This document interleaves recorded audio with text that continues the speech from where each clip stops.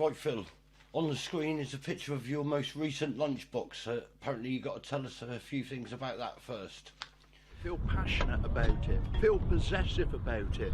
If somebody gets into it without your permission, or if anybody damages it, then you really tell them off. It's that important, because this is your laboratory.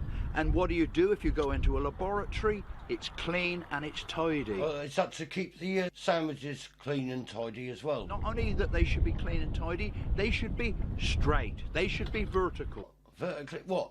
You ain't got to use a plumb line or anything, no, have you? Nothing like that stringent. There is no allowance. Jesus! Those are the golden rules. So there's a few rules then, Phil. I better get myself a pen and paper, mate. Fire away. How do we make this sandwich? The earliest layer at the bottom, so you've got layer 110 right at the bottom. Doesn't any sandwich start with the earliest layer at the bottom? Hang on. What's the number written down on that one, two up from the bottom? It says 108. That is another different layer which is laid on the top of it. That is a later layer. And then comes layer 107. That's laid on the top of that. That is later again. These layers, as confusingly as they are then, they start at 110.